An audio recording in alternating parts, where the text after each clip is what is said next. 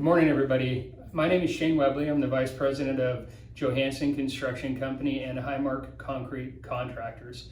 I'm with you this morning to welcome you to our 2021 All Hands Virtual Safety Meeting. As many of you may know, earlier this year, we had put in a lot of hard work and effort to facilitate a in-person all hands safety meeting. This is something that we've been doing for a number of years now. It's one of the most important meetings that we hold all year long. We look forward to it. We have a lot of involvement through different leaders within the company. And it's time that we set aside to talk about our safety performance, how we have done, what we need to improve on, what we're doing well, and also about the company and our backlog and the work that we have out in front of us, and highlighting some of the hard work that has been done over the past year. So earlier this year, we had planned to have that meeting in person, but unfortunately, with the ongoing challenges of gathering related to COVID-19, we were forced to cancel that in-person meeting, and we're coming to you virtually.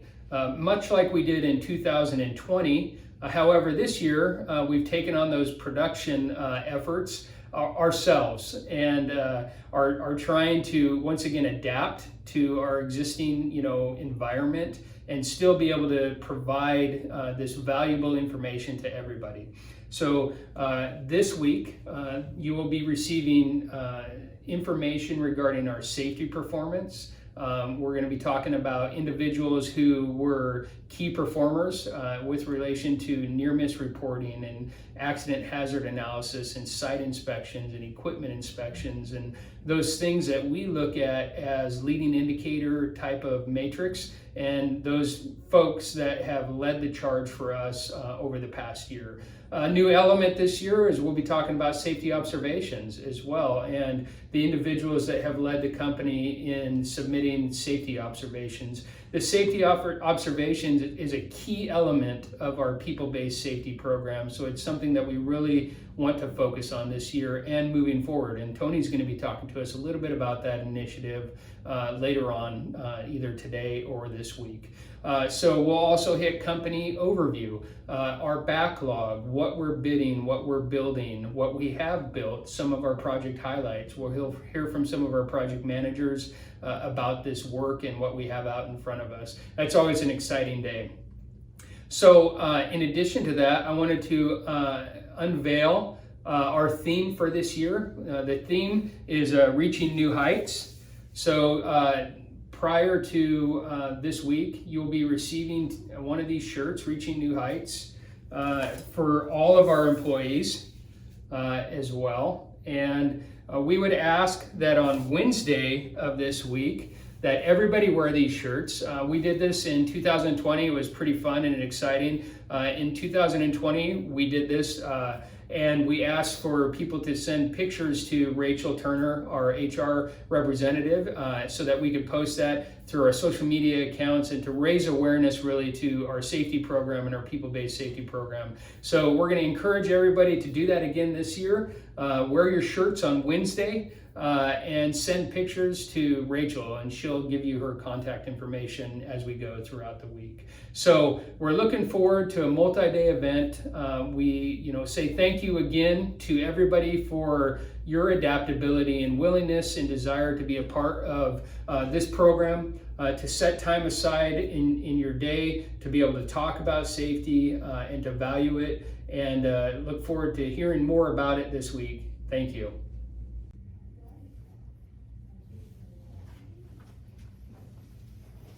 Oh, hello. I'm Jalen Johansson, President of Johansson Construction and board member of Highmark Concrete. I've been tasked today to announce the winners of our weekly inspection reports for safety. Without further ado, let's get into the winners. Near miss reporting. From Highmark, we got Jay Montgomery, and from Johansson, we got Terry Mink. Prizes are these super sweet smokers donated by Core & Main. Congratulations, guys. Next, we've got safety observations from Highmark Jay Montgomery again, and Kyle Edwards. We've got these cool, yet a little bit smaller smokers, also donated by Core & Main. Nice work, guys. Third, we've got the JHAs, which Highmark, we've got Jay Montgomery again, and Sonny Tegavia. Prizes for the JHAs are this box of goodies with a free auto detail for your ride, and this nice John Deere cooler. Congratulations, guys. Site inspections for Highmark, we've got Gary Wood, and Johansson, we've got Terry Mink. Got these coolers, can fit all kinds of snacks and beverages in there for the workday, maybe even the weekends. Nice work, guys. Next is equipment inspections. With Highmark, we got Carlisle Lindsay, and Johansson, we got Terry Mink again. With this bag of goodies, got some hats and some candy, little Amazon card in there for $50. Make a night of it. Nice work, guys. The last award is the Washington State COVID-19 inspections. With Highmark, we got Justin O'Keefe, and Johansson, Alec Fromong. Nice little goodie bag here with the hat, shirt, $25 Amazon card. It's not $50, but it's still pretty good. Nice work, guys. Congratulations to all of you with your safety recording. Thanks a lot. I'd also like to give a little shout out to all of our suppliers that helped us supply all of these wonderful gifts. Cal Portland, Modern Machinery, DP Nikolai, Safety Shirts, Fugit Ford, Core & Main, and Pape. Thanks a lot, guys. Everybody, welcome to the safety review portion of the 2021 All Hands Safety Meeting. My name is Anthony Burby, a safety engineer for Johansson and Highmark, and I'll be going over the safety performance from last year and then looking at safety heading into this year and next. So with that being said, let's review the points of emphasis from last year. Points of emphasis from the 2020 All Hands Safety Meeting: increasing safety observation reporting, improving housekeeping company-wide, and reducing equipment damage company-wide.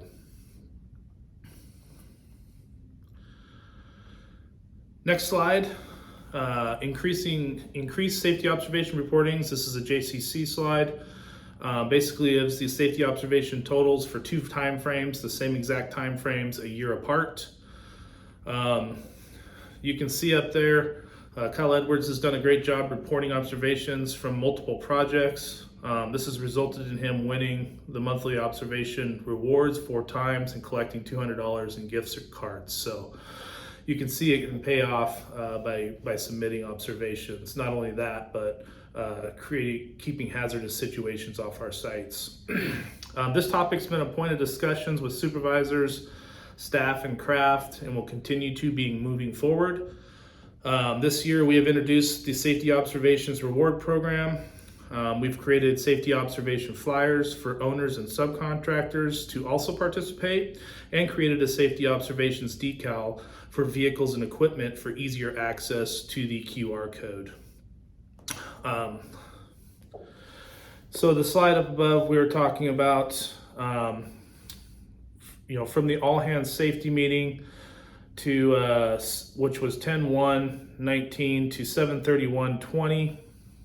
We had reported 63 observations, which is an average of about 6.3 observations per month. After introducing the safety observations as a point of emphasis at our 2020 all hands safety meeting, and using that time frame, the same time frame, we have reported 172 safety observations, which averages out to 17.2 observations per month, and that works out to about 2.7 times the amount of observations reported since emphasizing safety observations. So you can see it made a significant difference in observations reported. Now moving to the safety observations reporting for HCC.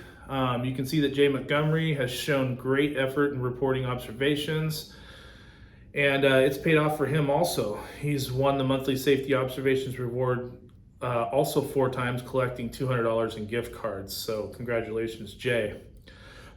Looking at their reporting periods over the 2 same time frames,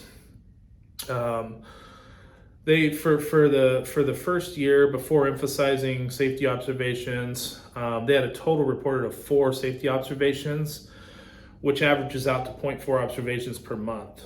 And then since introducing the safety observations as a point of emphasis, at the 2020 All Hands Safety Meeting and using the same time frame this year, I'm happy to report that they've reported 93 safety observations in that same time frame, which averages out to 9.3 observations per month. I mean, that works out to a staggering 23.3 times the amount of observations reported since emphasizing safety observations the previous year.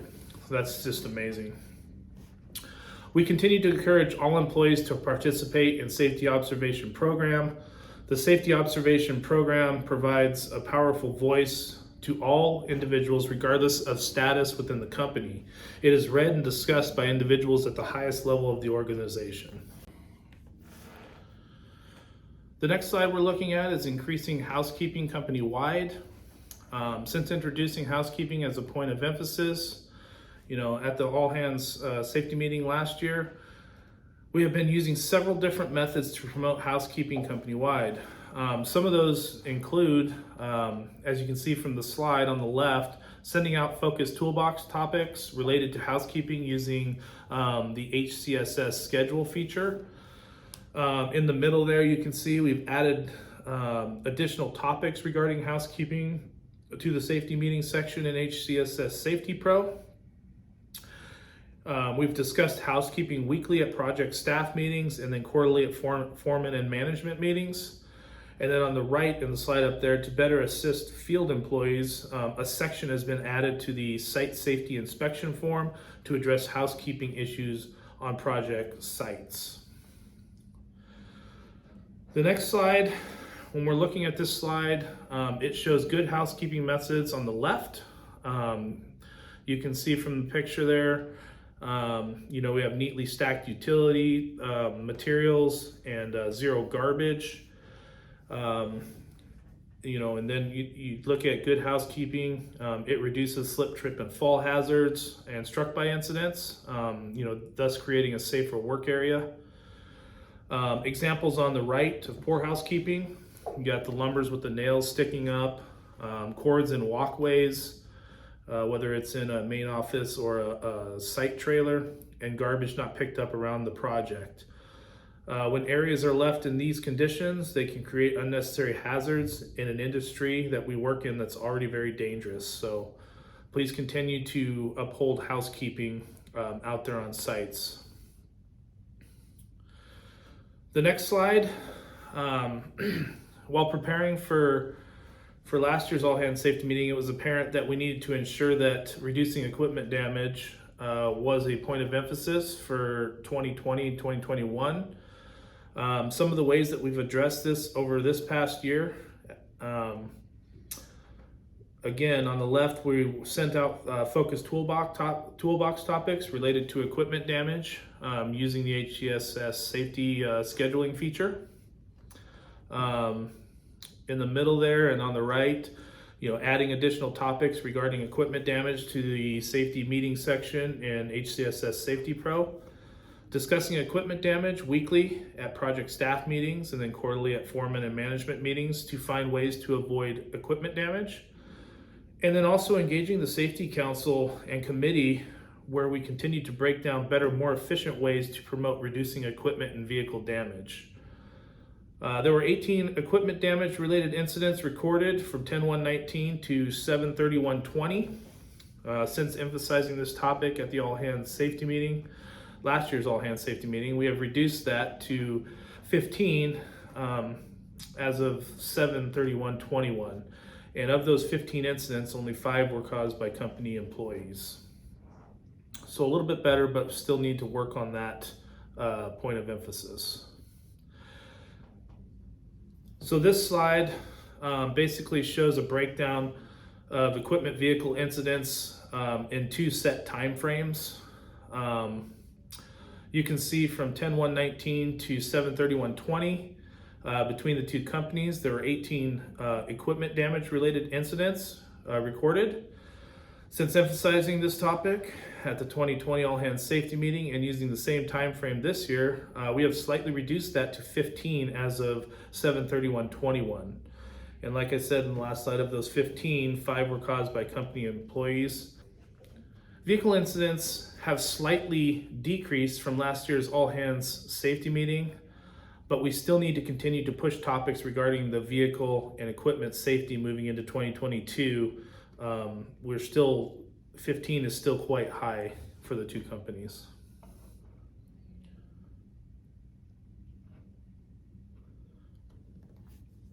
So 2020-2021 safety performance. This is Highmark's near miss slide. This is a breakdown of the types of near misses that HCSC has recorded since the 2020 All Hands Safety Meeting. We use this information to be proactive when performing site audits, choosing weekly discussion points, and making changes to prevent the occurrence of these types of incidents in the future. So a total of 391 near misses reported in the past 10 months. And 68.4% of all near misses reported related to fall, slip, and trip or struck by, struck against incidents. Again, 2020-2021 safety performance for JCC. Also, again, this is a breakdown of the type of near misses that JCC has recorded since the 2020 All Hands Safety Meeting. A total of 327 near misses reported in the past 10 months. 62.2% of them, the near misses were slip, trip, falls, or struck by, struck against. Notice how both companies identify fall, slips, and trips, or struck by, struck against, as the most commonly recognized workplace hazard that is being encountered. As part of our people-based safety program, each of us can take personal accountability in identifying these hazards and using best safety practices such as proper lifting technique, shift prep, stretching and warming up, planning entry and exit paths for employees on ground versus equipment, and utilizing spotters for equipment, etc. These are all simple, common sense tasks that will help minimize these types of hazards for each of us individually. Overall safety performance. This slide shows total near misses reported and gives you how many hours were worked per near miss reported, both as a company and on a project level. Great job this year to Highmark, guys, leading the near miss reporting. Excellent job. Total between the two companies from 10/31/20 to 8/10/21, 718 near misses reported, 391 for Highmark, 327 for Johansson. For Highmark, that equals out to 1 per 149.3 hours worked. For Johansson, that's 1 near miss per 264.2 hours worked. Under the project performance section, for Johansson, highest ratio was 1 per 149.5 hours worked. That project was Weatherly Inn in Renton. The foreman of that project was Brad Ritterbush. So congratulations, Brad. Highmark, the highest ratio for Highmark was 1 near miss per 36.1 hours worked. That project was Fennel Creek number 2. The foreman on that project was Jay Montgomery. Excellent job, Jay. Just a quick note too, neither one of those projects experienced a recordable injury over the life of the job. So you can see that near miss reporting directly correlates with recordables on projects. So now we're looking at JCC man hours worked per near miss reported, and this is per project. Statistically, we understand that near miss reporting can be an effective tool in reducing workplace accidents from taking place. This slide indicates which projects are reporting near misses on a consistent basis and how often they are reported based on the amount of total hours worked on the project and the total number of near misses reported. The lower ratio, the better the near miss reporting performance. Over the past year, the Weatherly Inn and the ARIA projects lead JCC in the best labor hours per near miss report ratio. Subsequently, these projects did not experience a recordable injury during this time frame either. Great job for those two projects. So this slide shows HCC man hours worked per near miss reported. Over the past year, you can see the Fennel Creek and the Juanita Drive projects lead the company with best labor hours per near miss reported ratios. Again, these two projects did not experience a recordable injury during this time frame either. Great job at Fennel Creek and Juanita Drive, guys. So this slide is near miss reporting all-stars for JCC. Here you see the near miss reporting all-stars for JCC. Since the 2020 all hands safety meeting, Terry Mink has led the pack and submitted 47 near miss reports, exceeding the goal of 1 per week per crew. Near miss reporting helps us all identify what hazards are taking place on our projects and provides a venue for us to share these hazards company-wide in an effort to help prevent incidents of a similar nature from occurring on our projects. Last year's top 4 or 5 reporters were not close, at all, just like this slide shows. This year, you can see that the top 4 within 7 near miss reports of each other. So great job, guys. Next slide, near miss reporting all-stars for HCC. Here you can see near miss reporting all-stars for HCC. Since the all hands safety meeting last year, Jay Montgomery has led the pack with submitting 162 near miss reports, exceeding the goal of 1 per week per crew. That's just unbelievable. That's a lot of near misses. Great job, Jay. Jay Montgomery and Gary Wood have really stepped up with the near miss reporting this past year. These reports help us understand what hazards they are dealing with at their project sites and take action to correct them before incidents occur. So excellent job on reporting, guys. So this slide shows specific lagging indicators since the 2020 all hands safety meeting in comparison with the same time frame to the year prior. As you can see, 4 of the 6 areas incidents have increased. This is something we need to work on together to get these numbers headed in a downward cycle. With your help in this area, we will continue to focus on the rest of this year and moving into next.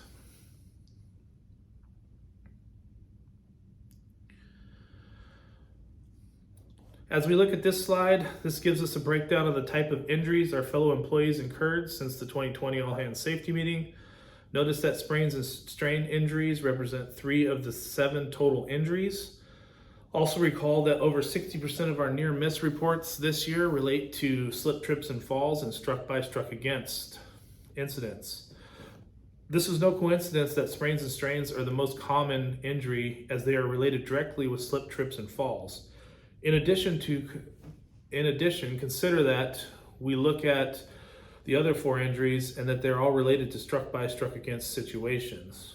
Our near miss reporting is guiding us to these areas where we're most likely to be injured, and we need to continue to learn from these leading indicators in order to see the unfortunate lagging indicators eliminated.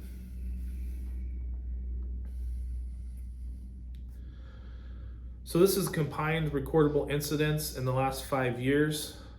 This is a difficult slide to review because each of these injuries indicated here represent a fellow worker that has been injured. But the trend I see is promising. I mean, our goal is and always will be 0 recordable injuries. However, our recordable injuries have been reducing each year, which is a great trend to see. So let's keep that up, guys. So So this slide is total recordable incident rates, which is RIR by company versus the industry standard. This slide shows each company's recordable incident rate, RIR, from 2017 to present versus what the industry standard rate is for that specific year. One thing to address is the difference in the RIR between HCC and JCC. One of the largest driving factors is the mix of employees. At Highmark, over 95% of the employees are skilled masons, carpenters, and or laborers. There are very few operators. At Johansen, our mix of operators to laborers is significantly different. Generally speaking, it is our masons, laborers, and carpenters who are at greater risk historically to experience a work-related injury. Understanding this information and our labor mix, as well as the exposure, will continue to help us steer our safety performance as a team. All right, guys, so we've come to the end of the review for the 2020-2021 safety review from last year. Now moving forward to this year, our points of emphasis this year are going to start out with increased site safety security protocols. Number 2, increasing the use of the pocket reference guide. Number 3, increasing site audits by management and the safety engineer. And 4, we're going to continue to have decreased equipment and vehicle incidents on there. So now that we've looked at our safety performance over the past year, let's look at these points of emphasis. So increasing site security protocols.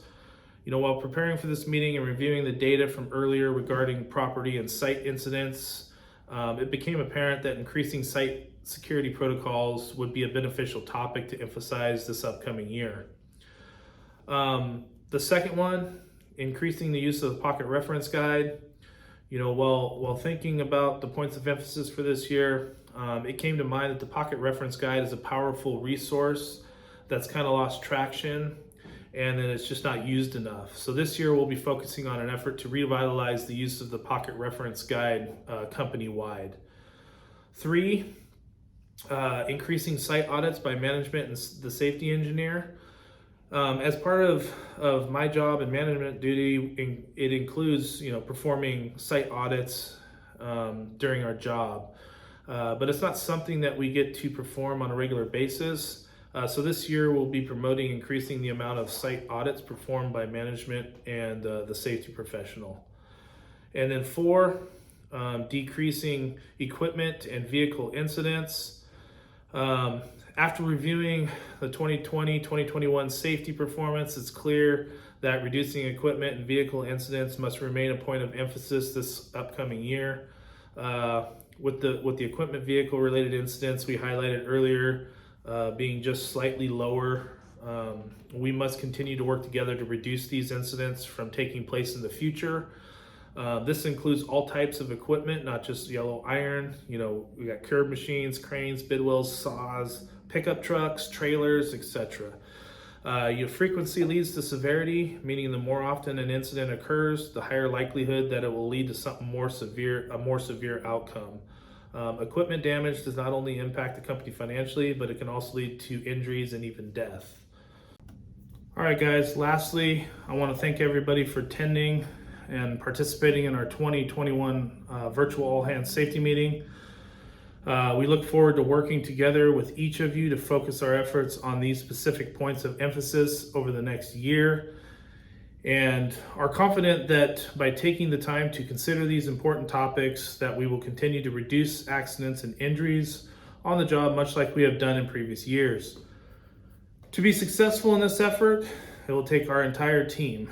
Safety is a team effort that requires participation at every level in order for us to be successful. I also want to let you guys remember, or tell you guys to remember to code your time. It's on the screen, gives you a screenshot of where to code your time to for this meeting. So if you have any issues with that, please contact myself or Rachel Turner, and we'll help you with that. So thanks again.